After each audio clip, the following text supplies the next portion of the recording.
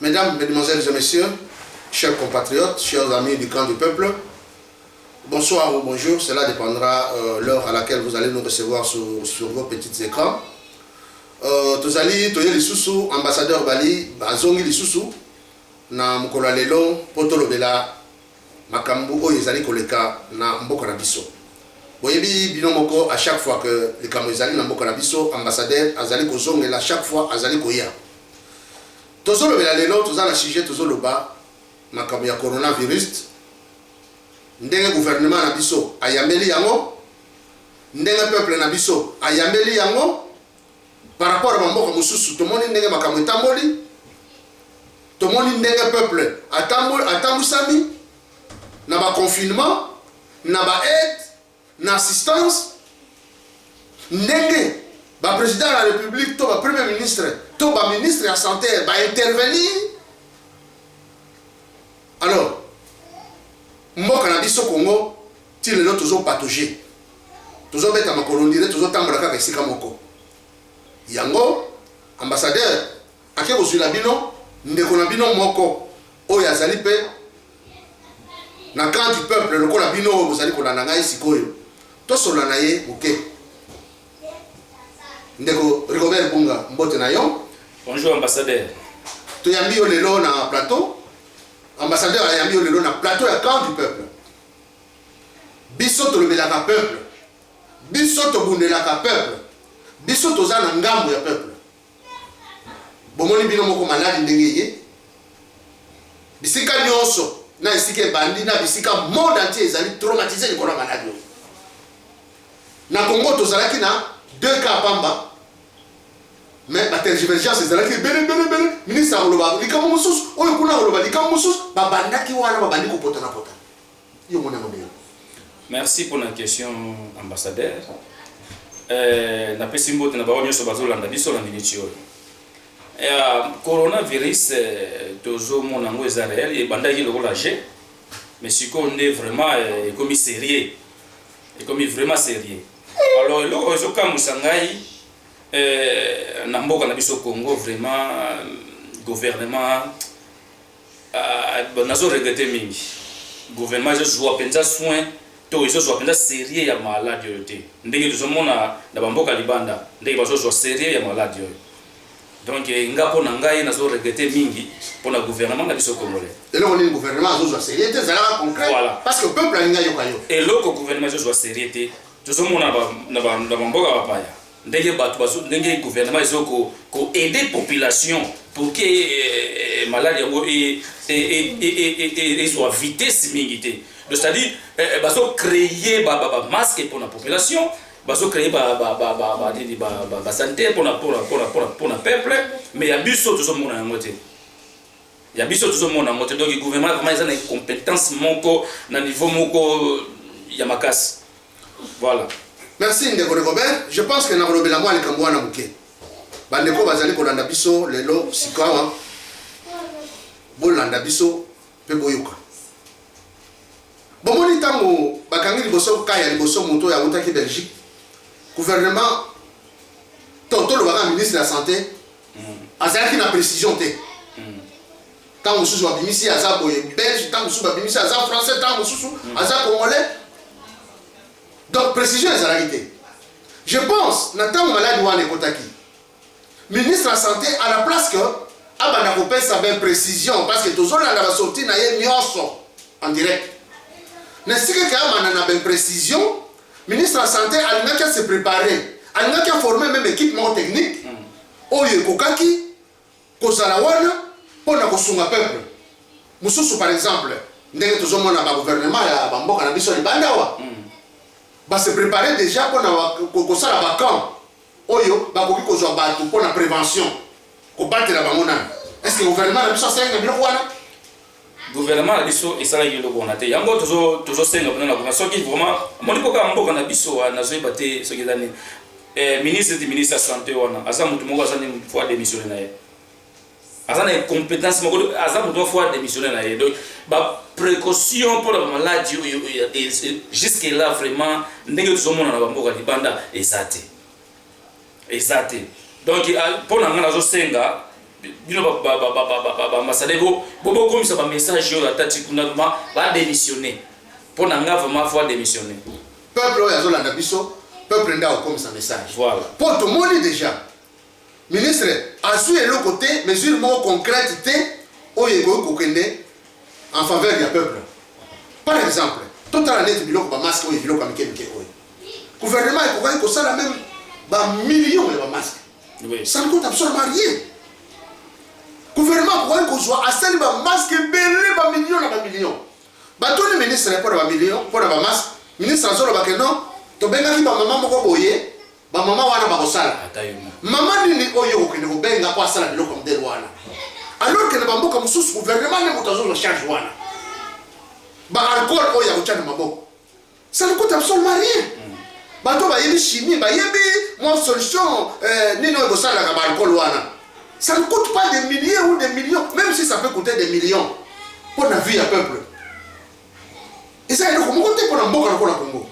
Le peuple a alcool wana te ba sanitaza, azali même pas na bagan, ba précaution wana, même pas des ambulances. To uti ko bona ambulance kala mingi te ba uti ko pesa na batu. Gouvernement isa na ambulance te de konanga Robert. Voilà. Dans l'andaki pe monsieur moko ministre on a sala ki bazo tuna e combien de cas de combien d'années so tâtonner. Yanga auto lobawa asa mutu moko fa démissionner. Na mboka na biso jamais au monde mon konji moko ba de pour mon konji démissionner tout un problème. Tout le monde a ngona mboka libanda. Soki mon konji moko boui a gafé to azo aza na compétence a démissionnaka. Peuple et lobby na yeke démissionnaka. Mais pour la biso contre na Congo na biso wana tout le monde a ngoté. Donc il toujours regretter mingi pour na comportement ya les compétences ça vraiment tellement makasi na Congo. Na landaki pe émission wana na Top Congo. Na ngaki tango bazo tuna ye to komi na combien de cas à lobby à peu près. Donc azana précision te. Précision exacte. Ba tous les tout ça la bambetu boni o lobby no boko yambela ba. À lobby je ne sais pas mais à peu près ça peut ça to ko zo na à peu près ba 1000 ou 1500. Donc pour na ye ezaka à peu près. Mais alors que tout ça là dans le gouvernement encore la bamboka ni sous so la boka ba pa ya auto fani ba ministre bazwa ko pesa précision. Président de la République azwa ko zo mo kano ye moko penza zo pesa na précision. Pe bazwa na peuple en charge.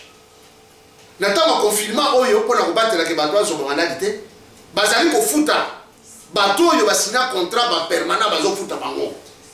Mingi ata bafuti bango mingi te salaire mobimba te mais moi ndamu ya kosomba ta savon moi ndamu ya kosomba ta eloko courrier lipa gouvernement zo supporter mais oyo yabise eloko moko te ndeko Robert gouvernement ko supporter ndenge ba mona ba biyibi ba ko supporter ndenge nini ba biyibi numéro 1 banana na moto ya mboka tina se ba miyibi sikoyo mbongo oyo mbongo oyo bango bako pesa soit na population somba savon to loso ba zuya mo mais yibi donc bango pona bango mbongo faut batana na poche po bango ba komanda ba mvwama bango ba la peuple donc bango na poche bango ba la peuple nini iloko nini malunga ba sa pona peuple wana moni ndeto mona na libanda ndenge mona ta na Afrique du Sud awo o santi ki mbongo oyo ba futaka population ba balisi un peu ndambu likolo mais au contre na mboka na biso bazolinga ke mbongo ya po batanga na ba poche na bango ba komisa ba famille bango ba riche bango moko ba komana ba tambola mituka cher ba tambola ba sakana na basi ya soit ça ba ministre ya basi ya Congo bo ba mbongo bazosala folie na mbongo ya Congo alors ce que mbongo oyo ba ko pesa population ba ko créer ta ba masque pamba masque ya pamba zo coûter lokoté pour le gouvernement congolais tout un problème mais ça problème moko grave et au budget moko voye bima na caisse à l'état aussi longtemps que tout le monde qui dans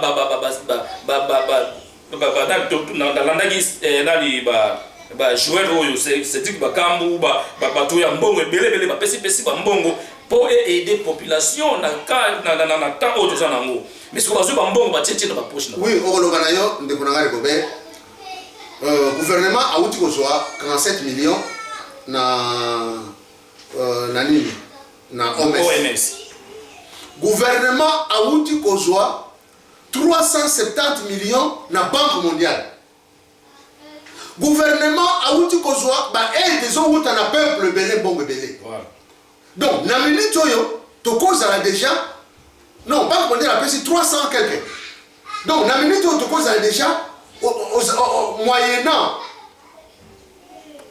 700 800 millions, mais ils ont quand même manqué.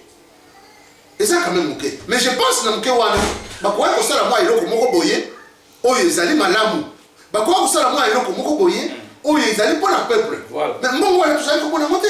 Il y a un autre chose na population, peuple. Babiloko ezo bima oyo, boza wapi. Nous allons comprendre des peuples, boza wapi, vraiment peuple, bozo mon on bi bozo monate. Yo na zo pesa buata bo kechu rezo, oh peuple ndenge nini. Oh peuple ndenge ni masque ga ya pamba oyo po ba créer bino ba masque tala ba mbongo mode ba monter bo ezo bima ba konzi bango moko na bazo sona ba mbongo na kotana ba poche bango na peuple fois kufa na ye mais bango ba comme ba riche osoma do pona ba konja Congo bango na ba famille na bango etali na bango peuple tant do comme na élection bazo créer ba 1000 rand ba 1000 francs pardon ba 1000 francs ba 500 francs ba somba peuple peuple boza wapi na babiloko boyeso bima mbongo zo bima boye boye mbongo na zo bima pona ba kondisa bino te mbongo zo bima pona bino peuple petit peuple mais ce que bango zo so mbongo zo kota na ba poche na bango peuple na sima vraiment nga zo regretter mais au moins yango tozali ko lobawa na émission na biso to lobi que un vrai patriote il faut ayoka passe pour le peuple. Un vrai patriote il faut assailler le peuple. Un vrai patriote, et ça pour toi se sacrifier pour un bon canaille. Papa, total gouvernement na biso, tout ce monde est patriote à malongate. Oyo azali pour se sacrifier pour le peuple. Yami balé de Kambo et Peto Bosanaki, Kabila avant Kende, à sali 18 ans, a sorti qu'à la caisse à l'État 1 milliard 400 000. 1 milliard 400 000. Alors, si quoi na 1 milliard 400 000, bakosala na monine parce que gouvernement Tshisekedi et yeko zonet libabe, kabila ticket bango ne libabe. Pe libabe suki wana te ba yeko koma na maladie ya coronavirus. Ndeko na ngai ata motema wa bezala. Pendant 18 ans, okende kotika na caisse à l'État 1 milliard. Merci Mbouda na question na auto Hollanda avant-hier émission moko ya journaliste Wabenga Kasango. Journaliste, soi-disant journaliste aventureux Jean-Marie Kassamba, aleki na soi-disant évêque Mukuna, soi-disant évêque, baleki azoloba que non Jean-Marie Kassamba azoloba nini que non Hippolyte Kanambe obino bobenga Joseph Kabila tikaki 1 milliard 400 000. Vraiment nga na regretter parce que tozolanda émission to regretter. Mboka ne Congo RDC mboka ne Congo ezotika bazotika budget ya 1 milliard 400 000. Et puis vous avez la télévision, vous avez mis ça. Vraiment, nous devons comprendre que la population, est-ce que vous avez une émission ou vous avez en côté 1 milliard 400 000. Et puis vous avez la télévision, soit les journalistes, vous avez mis ça. Vraiment, on a regretté que nous avons mis. Mboka, il y a 100 millions d'habitants. Est-ce que tu peux t'imaginer qu'il y a quelque chose là, 1 milliard?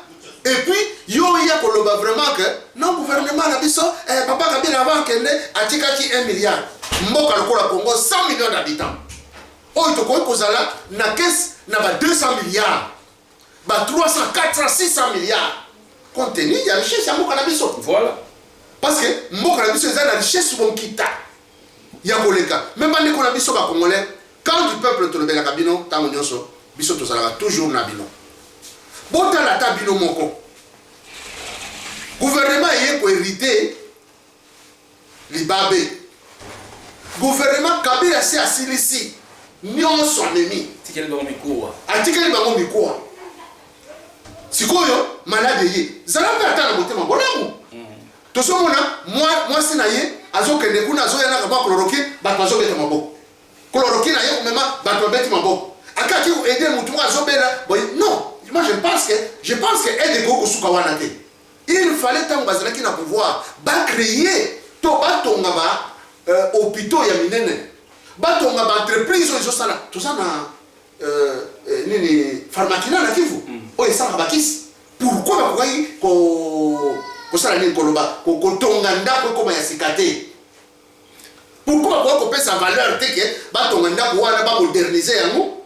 et puis bah ça la crise de façon que peuple a profité au lieu yo ya même moi ba kir sur 50 kir ya qui mine to ya malaria pour le peuple nazo regretter mingi ambassadeur na éviter ce qui émission na kisasa ba kolandango na lwaka Congo ba kolandango so ba kolandango mais ko sala bien makasi peuple vraiment nazo regretter surtout peuple kinois motuneti Hippolyte Kanambe obino benga Joseph Kabila boza na tanya ko betele maboko ta ya lobi ma tanya ko betele maboko te boza na tanya ko réclamer ya son pouvoir te bien que nazo supporter à 100% félicité mais boza na tanya ko betela Hippolyte Kanambe maboko te Hippolyte Kanambe alias Joseph Kabila place les à la prison place les à la prison ils place les à ça muto ko betela maboko te donc ndenge zawana asa muto moko fwa kangama beaucoup betele maboko jamais beaucoup réclamer à son pouvoir comment peuple congolais faut besoin de quand même muto Hippolyte Kanambe à son pouvoir mais moi je regrette nazo comité nazo ba vraiment oh peuple oyo bazwaki batonga ya distraction onini comment peuple ngana pour ngana somo na atsoki confinement yesili peut-être pour basi ngana ba masanga ba muziki parce que peut-être il y a beaucoup d'embrouilles le peuple congolais besoin réclamer Hippolyte Kanambe dans son pouvoir mais moi je regrette et ça passe vraiment to yebité oyo ezali émission ya camp du peuple bino peuple congolais est-ce que vous allez kokanisa réellement n'a pas so Kabila monisi bino beaucoup finanzala bozangi kisi bozangi ata mai ya pamba électricité bozana ngote tala tozana barrage dinga tozana barrage ya zongo tozana bainga kutu misatu barrage ya zongo ba barrage ebele tina en province tozana ba barrage ya Kobola tozana barrage mais tozana courant mutu lokola Kabila ya solo lelo abima pena na nzela bokai pipo betele maboko bono ba Kabila zonga na yo eza pasi na mawa pe bozali ko bosa ne loko moko ke so Kabila zongi sikoyo ndako ya ko nyoko la bino c'était Rwanda azana motema te mutwana azana motema mawate so azana na motema mawa na 18 ans d'année oya zali na pouvoir Kabila linga ko sala biloko ebele ko le quand même Mobutu avec tout ce qu'il a eu à quoi ko sala biloko ebele mais Kabila n'a rien fait hôpital à centenaire les hôpital existaka il n'a rien fait moderniser pas ya moderniser te ateka la couleur atiki boye bien très bien Mbuta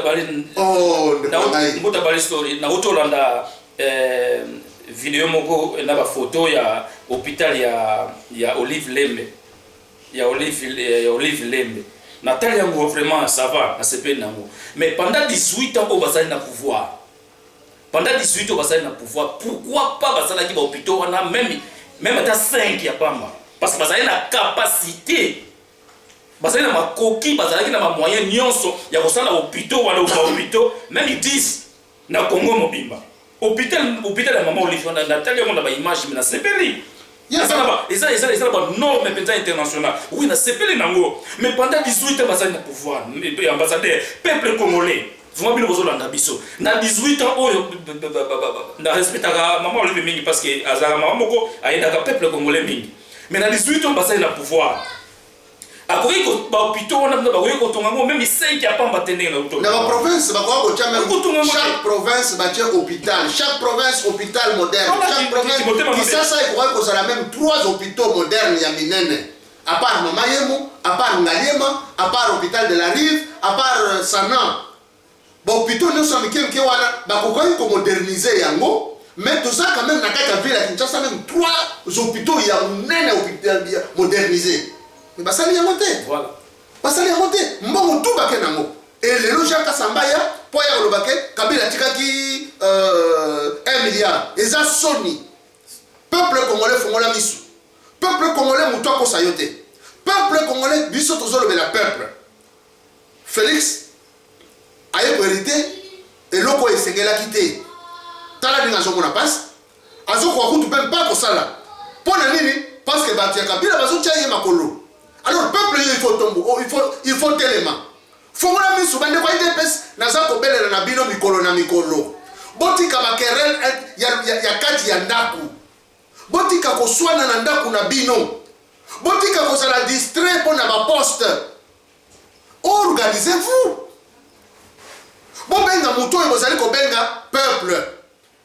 Muto et vous allez benga ennemi na bino aza ennemi na bino te azali ndeko na bino. Biso nyonso peuple to sangana poto bute munguna oyo libanda. Lorsque Kabila sera parti, peuple romona, courant et vous allez le convoquer. Parce que à ce moment-là, la recette vous allez bien canaliser. Au tien boko, aux anakacho. Mbongo koya mbangu. Tout quoi côté quelques tonnes d'uranium, mais c'est toujours déjà 300 milliards. Uranium à Bamba. Ou diamant, ou cobalt, ou coltan. Peuple congolais, boyoki ne to belen labino. Nous avons besoin na bino bande ko na biso, tous à la bomoko, to bunde l'école na biso. Ce qui toujours bunda na bunda ko soana. C'est vrai mingi balinga ki Félix té. Pour Félix a triché l'élection. Tout le mélange pour l'élé. C'est vrai. Mais il est déjà là. Cour constitutionnelle s'est affirmé. Azali président il y a Congo Mobimba pour le moment. Pour le moment, ce que le président a Congo Azana comme Félix Antoine Tshisekedi Tshilombo. Au Congo il y a voté.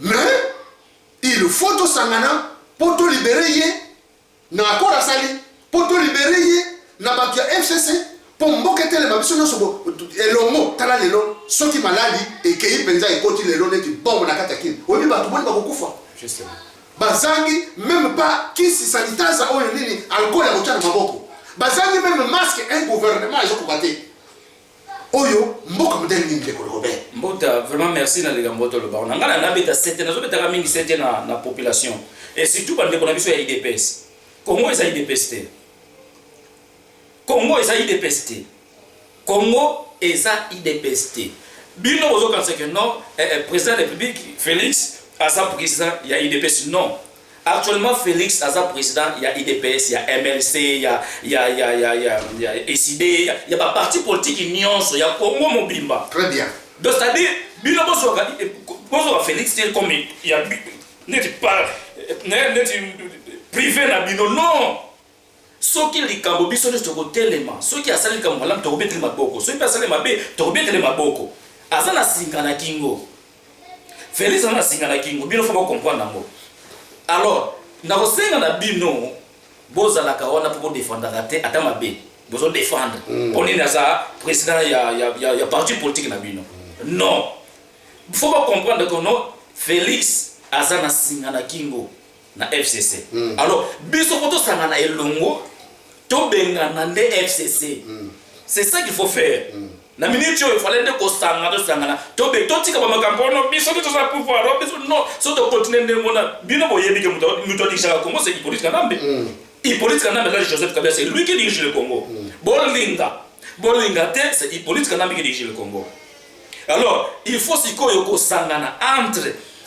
IDPS na peuple tout en général il y a tout ko bengana FCC parce que tant que FCC zawana mboka ekutambula malunga te FCC zotia bakala mingi na makambo ya Félix azana motema wana ekubungisa mboka azana ngo tozomona ngo mais tellement yé mutu azo diriger mboka penza te aboutir ndenge donc il faut ko sangana ya ko bengana FCC wana eza chaîne monene FCC wana nyonso faut ko bengana faut ko kanga ba mibi nyonso wana ko tia na prison voilà je pense que bandeko boyoki de Robert Bunga oyo azali camp du peuple oyo azali peuple oyo azali koyoka mikolo nyonso oyo azali kobundela pe mikolo nyonso po mboka na biso pe etelema boyoki bino moko ndenga lobi il faut peuple to sangana il faut to zala boboko lelo ezali na discours tribal te ezali na discours ya LT oyo oya koloba ke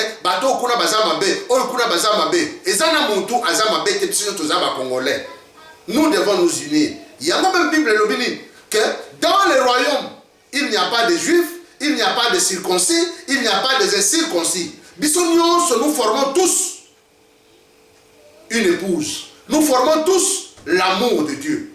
Alors, tant que tu as l'amour, c'est alors, c'est alors, pendant que pas ces autres côtés, minute bandi kokende to lito silisa ezo pesa biso pasi tozo ke la mboka na biso na mawa to yebite to suka wapi okoko pesa lino basuka hapo to silisa. Merci ambassadeur le bananga esongeza kaka ke peuple congolais vraiment nayebi ke kala to banda ko lo makambo to banda ko ba peuple congolais depuis kala un jour il va aboutir na bolam na loba boye ezali kamba tribalisme te au monde balba d'Israël biso mikolo balba d'Israël biso na likambo l'existe tambo mwamba balba d'Israël peuple congolais na likambo wana bola na ba distraction wana te wana ba distraction bo focus na mboka bo concentrer na mboka c'est-à-dire mboka faut ça la libérer mboka ça la libérer na union mboka ça la libérer kaka na union ki tribalisme ezala na ngote na Congo qui tribalisme ezala na ngote balba ya conception de Cameroun ezala na ngote parce que moi je me rappelle en 2011 peuple congolais nyonso tribu nyonso sikota papa Etienne Tshisekedi alors na mona yiki tribalisme ezala yi wana te tout comme actuellement na minute yo mutu nyonso zo sikota na Félix mais sauf que azala dégagé na FCC c'est ça alors ba ko sunga biso saka bino peuple en général peuple congolais en général na bato IDPS na peuple en général to sunga Félix pour se débarrasser de la FCC. Vraiment, pour ça, dans les peuples comme le photo téléma, photo bien dans la FCC. C'est ça. Voilà, Bandeko Baladi, Bino Bato, Olandaki Biso, Natoni Bino Botondi, merci Mingi pour na temps au Pesi pour na Kolanda émission na Bino à Camp du Peuple. Et c'est là que Bino ambassadeur Bali Bango, Nandeko Rigobert Bunga, Bayaki pour na Kopesa Bino Mwanite ya pour na Makambo Mazali Koleka na Mboka na Biso. Donc, on remercie Bino Mingi, bon ça toujours bon s'abonner, bon joie, même ba image yo, bon partager yango et comme la bandeko oyo mususu, oyo bazali na baka ebele balingi ko sanganate, balingi toujours ko zala neti balobi biso to sali kana biso awate, oyo ezata lisusu ya to sala bakam te. Ceux qui te comme divisés, nous ne saurons pas vaincre l'ennemi. Tous à la biso nyonso bomoko, to sangana po to bengana munguna na biso FCC yende mutazali munguna munene pona Congo. Alors botika balamu to kokota na bino isusu na ngongezali koya.